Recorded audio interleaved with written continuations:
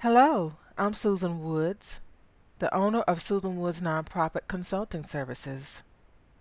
Thank you for selecting this presentation. The name of this presentation is Why Churches Must Earn Nonprofit Status. Introduction.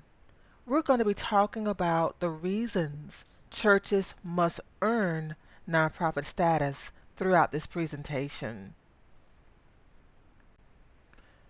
Churches have served as places of comfort and healing for centuries. Whenever there is a tragedy, people go to church to grieve. Remember 9/11? If an important social issue needs to be addressed, the meetings are normally held at churches. Voting registration seminars, for example. Since the Clinton administration, churches have been tasked with providing community services at a very high level. No longer are churches strictly places to worship. Churches have become pillars of the community that provide services for people in the community. Churches provide a broad range of free community services, including food pantries, free clothing, free lunches, youth programs, health seminars, legal aid seminars, and emergency care for people in the community. Your church may provide even more services. To provide free community services, churches need money in addition to the tithes and offering. Because the need for community services is in high demand, churches simply cannot afford to provide those services through the tithes and offering. Additional money is needed. Historically, church members have been asked to contribute toward the community services expenses.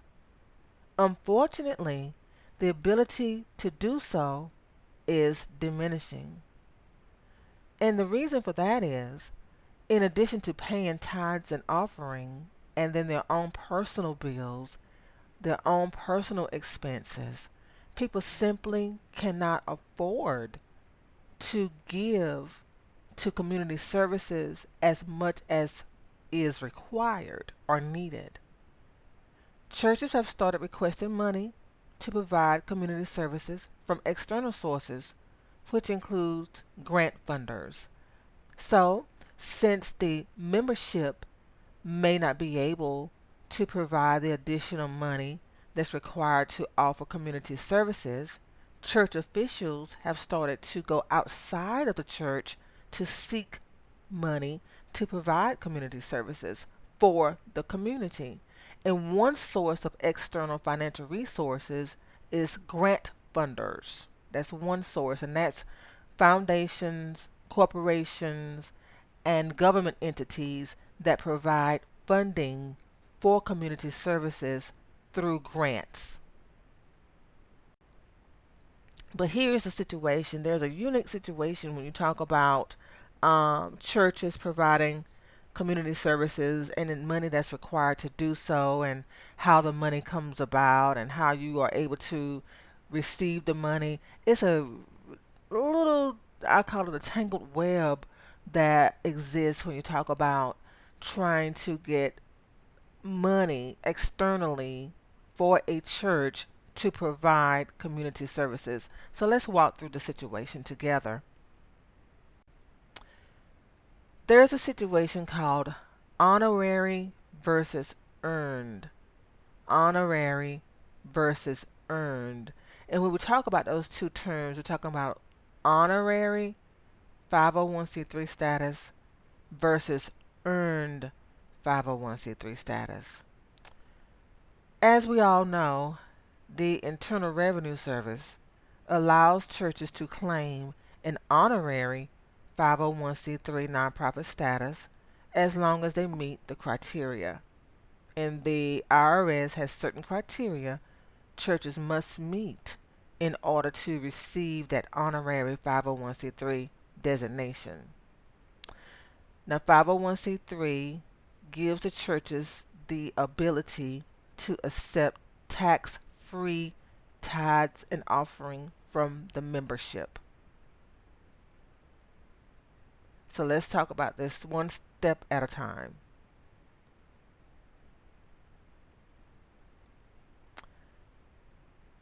Grant funders do not recognize the honorary 501c3 status. So when you think about corporations, when you think about foundations, when you think about government entities that provide grant funding, remember they don't recognize an honorary 501c3 status. They know that churches have been given the honorary status by the Internal Revenue Service, but they simply don't recognize it when they are considering grant funding disbursements. Grant funders only provide money for the earned 501c3 status. That means they appreciate the services that churches provide for the community, but they do not provide grant funding for churches that do not have the earned 501c3 status. And that's for the most part. Now, you may see some sprinklings of exceptions to that throughout the United States, but for the most part, this is the situation. An earned 501c3 status is when a church or an individual or a group goes through the official application process that the IRS provides with the Form 1023 application for recognition of exemption. That's the name of the application that one would have to complete in order to be reviewed for approval of an earned 501c3 status. So in other words, in order to earn a 501c3 status, you have to go through the official Internal Revenue Services application process. Now, after you have gone through the process of applying for 501c3 status and your application has been approved, then you will receive a determination letter in the mail. And that determination letter proves the earned 501c3 status. That is what you present to the grant funders as evidence that you have gone through the process of earning the 501c3 status. Let's talk a little bit more about the determination letter. The IRS provides a determination letter to organizations that earn the 501c3 status through the formal application approval process. So when you submit your Form 1023 application and recognition of exemption, along with the 7 attachments that are included in that application, it goes through a review process by an Internal Revenue Service representative that will be assigned to review your application. Now, this process can take 120 days. That's what the IRS requests. However, depending on how well the application is put together to be submitted, it could take longer than that. So, and it also depends on the complexity of the application. In other words, the complexity of the community services that you want to provide. So there are several factors that determine how long it takes for your application to be processed and approved by the Internal Revenue Service. If the representative that's reading your application needs additional information, they will contact you via regular mail. They will not call you. Now, you can call them, but they will not call you. But at the end of the whole process, your goal is to receive a determination letter that proves that your organization or your church has received and earned 501c3 status. So that's the difference between honorary and earned. Again, the honorary 501c3 designation is when a church meets certain criteria and the IRS gives them the 501c3 status in order to receive tithes and offerings tax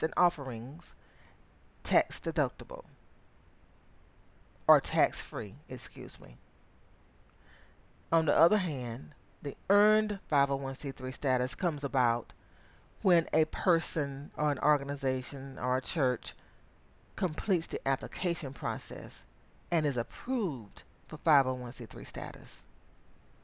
The earned designation is a designation that attracts grant funding, not only grant funding, but other investments as well. Let's look at a scenario to bring this all together. Mount Glory Baptist Church, which is a fictional church, was established in 1925 and is well respected in the community. The current membership is about 800 people who represent several generations of loyalty to this church. Unfortunately, the local community was devastated when several factories closed. Most people started working at the mill, as they called the factories, after high school. Therefore, when their jobs ended, they did not have the skills required to qualify for new jobs. Church officials at Mount Glory Baptist Church knew that the community expected them to provide help. So they met and discussed ways to help the people in the community because most of the people impacted were church members. The board of directors of the church decided to implement decided to implement job skills training classes to provide basic computer skills, job search skills, interviewing skills, and so forth.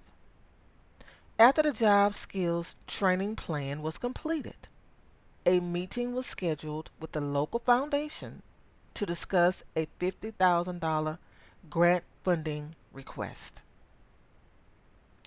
Now, although the foundation was impressed with the job skills training plan that the Mount Glory Baptist Church officials presented, and they agreed that the program was desperately needed, they declined to approve the grant funding request. The pastor and board members were shocked that the foundation declined their request for grant funding. After all, the church has been a pillar of the community since 1925. The grants manager met with them again at the foundation and explained that there were 3 reasons the grant request was declined. The first reason, the lack of an earned 501c3 status. Now, when the grants manager provided that first reason, the pastor and board members responded by saying, well, we've gotten help from the foundation in the past. Why are we being denied now? And the grants manager said, because we've had situations in the past where churches have received funding based on the honorary 501c3 designation that the IRS provides and did not honor their commitment to providing the services that they promised. And we did not have any type of defense in terms of following up because there was no formal documentation that we required from the church that would hold them liable for not honoring their commitment. So therefore, we require that churches or any organization that requests funding from us to go through the application process that provides the documentation that we need in case a commitment is broken we have documentation that allows us to hold them liable. Documentation that we can point to say this is what you promised that you would do with the money. That's the first reason. The second reason is the appearance of, this is a difficult word for me to pronounce, pro, proselytizing. Excuse me. Proselytizing. And that means the foundation did not want to look like their investment was causing people to feel that they were being encouraged to attend the Mount Glory Baptist Church. In other words, they didn't want their investment to appear as if they were recruiting people to attend this church. They didn't want to give the impression that by our investment, we're saying that this is a great church for you to attend. They want to remain neutral in that. So that's another reason why the grant funding was declined. And then finally, the perceived demonstration of flamboyance. Now, the grants manager really emphasized the fact that they were not accusing the church members or the pastors or the board members of demonstrating flamboyance in terms of having extraordinary material possessions that look a little extraordinary in the community. But the grants manager did mention the reputation that some churches, church officials have for using money inappropriately to buy personal material things that do not present a good image. So that's another reason why the grant funding was declined.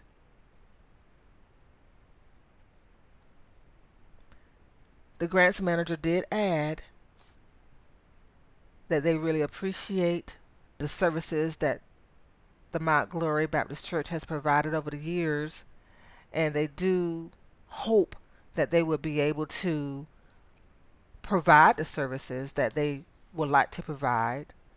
However, they would not be able to help them financially to do that until changes have been made.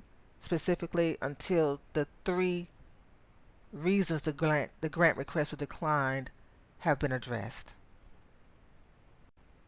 So let's just talk about earned nonprofit status, the importance of it. I hope that the information that I just shared gives you a better idea about the importance of earning a nonprofit status.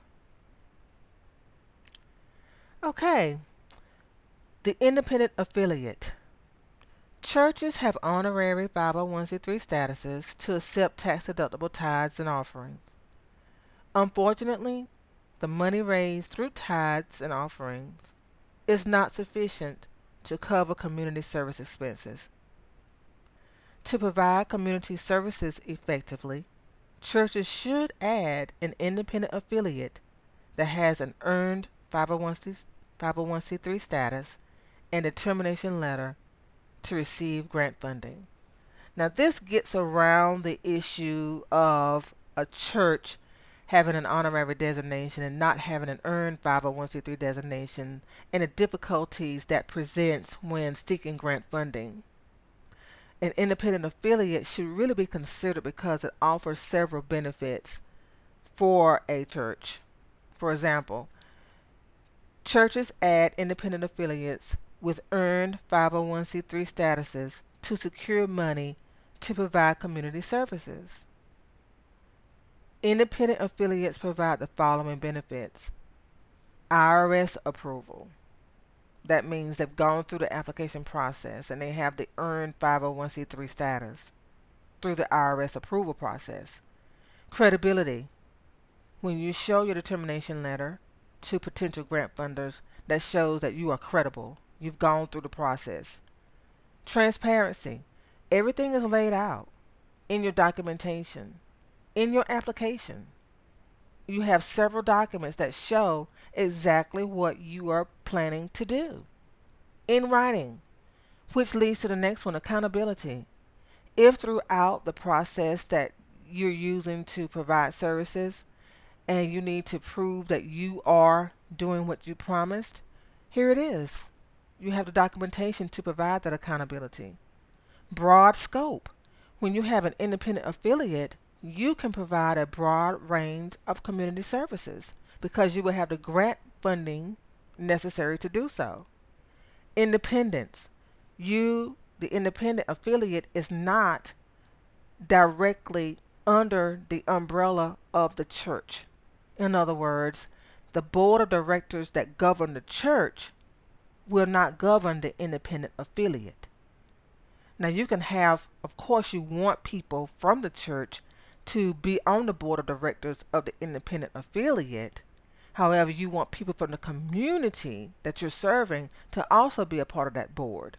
So the independent affiliate is separated from the church in that regard. Accounting is separated, financial records are separated, grant funding resources are separated. Everything is separated because you want that independence to be able to offer those services. And then formal documents, I mentioned that already. You have formal documentation that you can actually show someone of what you are doing, to prove what you are doing through the independent affiliate. So how would an independent affiliate earn nonprofit status?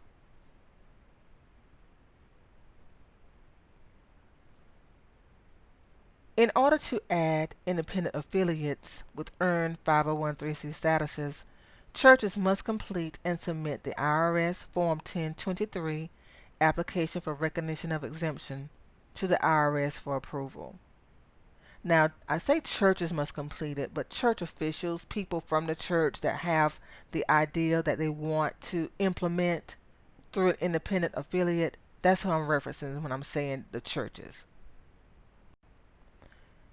The IRS Form 1023 application for recognition of exemption includes several pages of questions and the following attachments: the articles of incorporation, the bylaws, the narrative of activities, the conflict of interest policy, fundraising activities, collaboration agreement, and financial statement.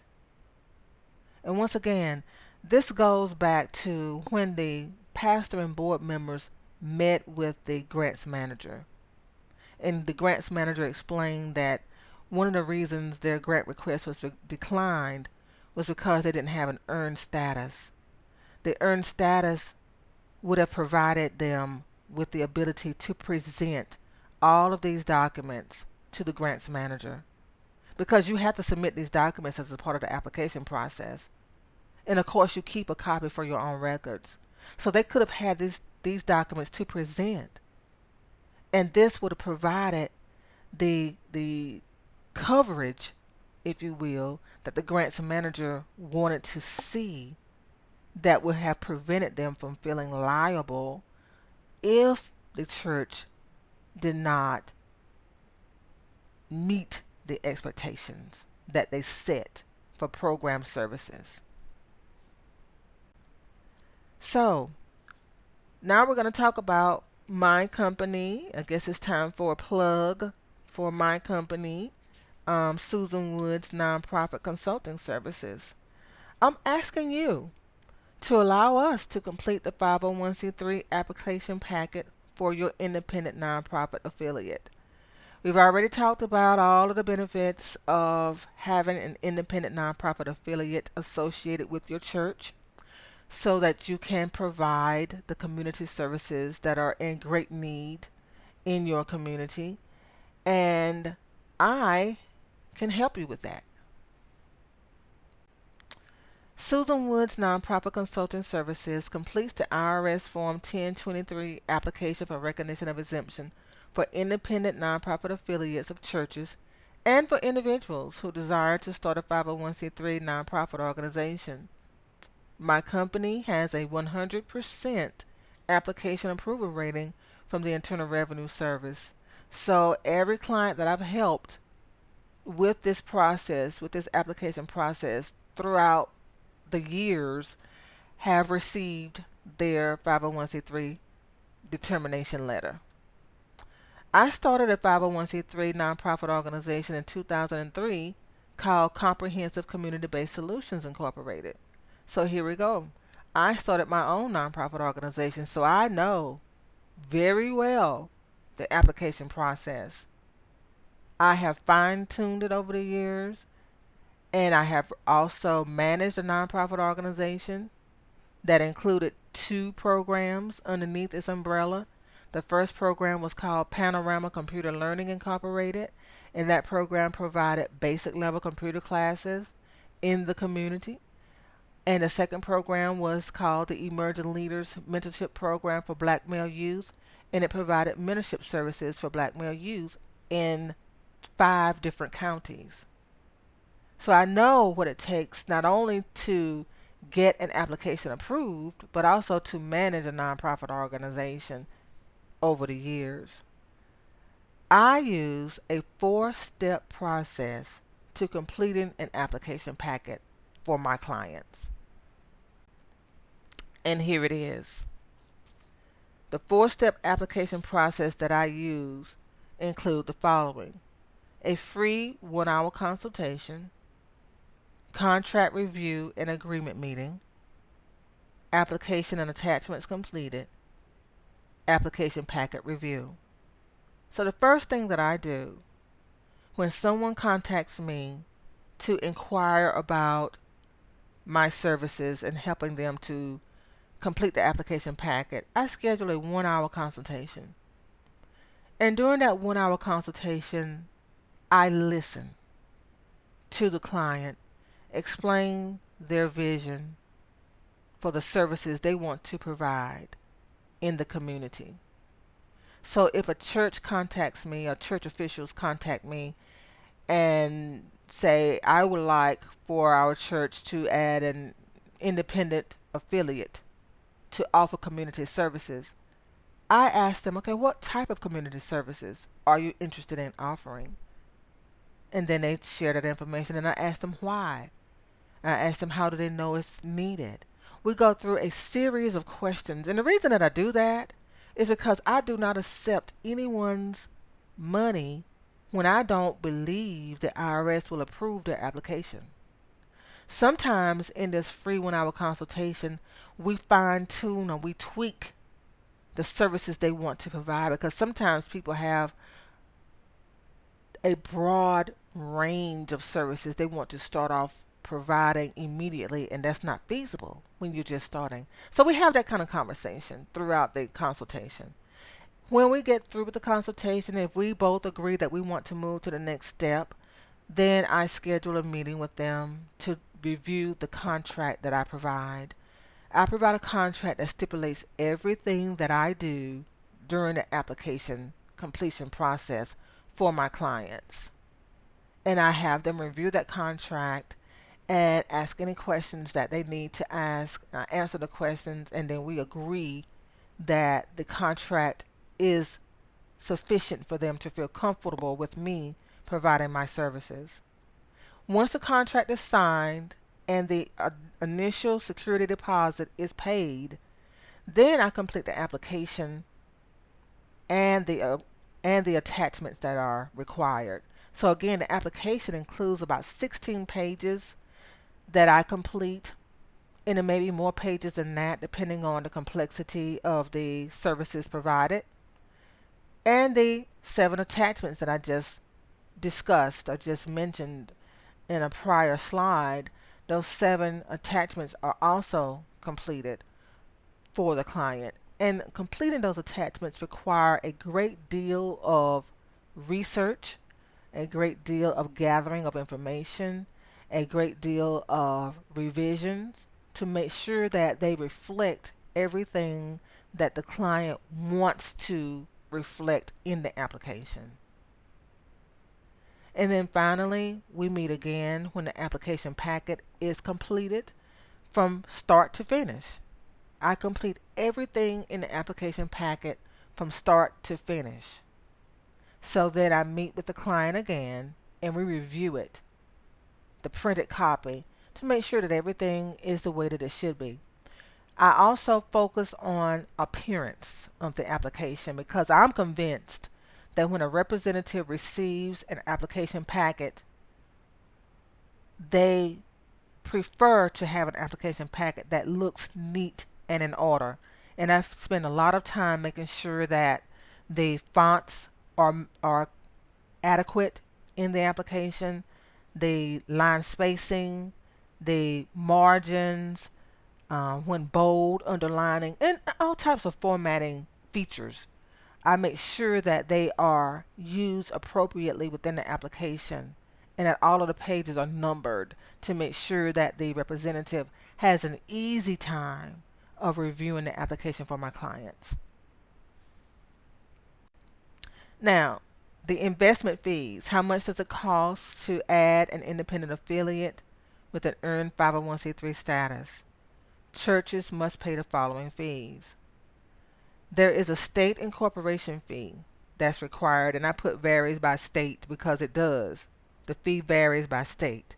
But this fee is paid to file your articles of incorporation because in order for your 501c3 application to be approved, the articles have to be approved by the state first, and then a copy of the approved articles of incorporation have to be placed within the application packet for the federal approval. The federal approval, of course, is a 501c3 approval because you're being approved on the federal level. So that fee varies by state. Then you have the charitable license fee. Again, that varies by state because every state requires that a nonprofit organization apply for a charitable license, meaning they have to have a license to solicit funding in the state in which they are registered. So you can't just go around asking for money. You have to have a license to ask for money, and so that fee varies by state. Now the Form 1023 application fee is $850, and that fee is included in the application packet. So whenever you mail your application packet to the Internal Revenue Service, you have to include a check for $850. Now, there is a fee of $400 that you can pay for the application to be processed. But in order to qualify to pay $400, you have to indicate to the Internal Revenue Service that you do not project that your organization will have $10,000 in the bank throughout the first 4 consecutive years in order to offer services. Now think about that. You're saying that your organization will not have $10,000 to work with over each of the subsequent 4 years in which you have completed your application or after you have completed your application. To me, that does not sound feasible because if you're saying you don't have $10,000 to operate, then you don't have $10,000 to cover your expenses, right? And most organizations need at least $10,000 to pay their employees, much less to offer the services. So it's best to just go ahead and be free with telling the IRS exactly how much you're going to need to operate your program, and that's what I would include in your financial statement. The financial statement, remember, is one of the attachments that's included in the packet. And I have to indicate in that financial statement how much money your organization is projected to need to operate. And I'm going to tell you, in my 12 years of providing this service, I've never completed a financial statement that said an organization will not need $10,000. So it's best to just go ahead and pay the $850 application fee. And then finally, my fee is $1,000 to complete the application packet from beginning to end. So in order to meet with me and receive a packet that's ready to be mailed, unless you have some changes that you need at our final meeting. I'm coming to the final meeting with the application packet ready to be mailed to the Internal Revenue Service. If you want that type of service, then the fee is $1,000. There's a $500 security deposit for me to get started. And then when we meet at the final meeting, if you approve of the final packet, then the $500 remaining fee will be due at that time.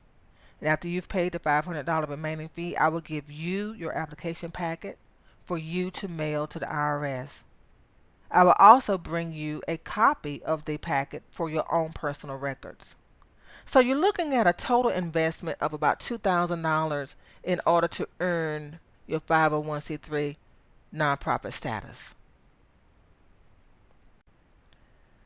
So we're down to the final thoughts. This presentation was created for church officials who provide community services and need grant money. Over the years, I've received so many questions from church officials who feel confused about why grant funders are reluctant to provide grant money for the church to provide community services. They simply can't understand why they're not receiving the financial support that they need to help the community. I hope that this presentation has helped you to understand why some grant funders are reluctant and some simply refuse to support churches. I hope that I've made it clear in this presentation that an independent affiliate will be the best choice for churches, in my opinion, and not only just in my opinion, but has been proven to be the best approach to use when reaching out to grant funders for money to provide the community services that you desire. The first thing we should do is, as church officials, develop a community services development team. That's where you start. You get a small group of hardworking people who are passionate about the community and are willing to develop a team. Create a robust community services plan. That means just think about, what does your community need? What does your community need? The people around your church, what do they need? What type of services do they need? And write those down. Schedule a free 1-hour consultation with me to talk about what you would like to do. Invest in the 501c3 application completion services that I just outlined. The fees are normally around $2,000, which is not much, in my opinion, to get an application completed from start to finish and be able to submit it to the Internal Revenue Service with confidence that it will probably be approved.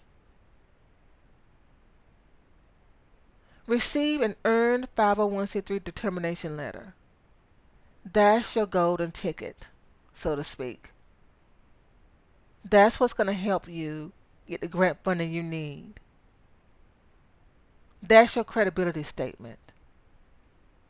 And then after you receive that letter, create a grants writing team, a group of people with the responsibility of writing grants for the community services that you want to provide. Submit the grant proposals with a copy of the determination letter within it, and acquire the grant money you need to offer community services. These are the steps that I suggest when you are ready to offer community services.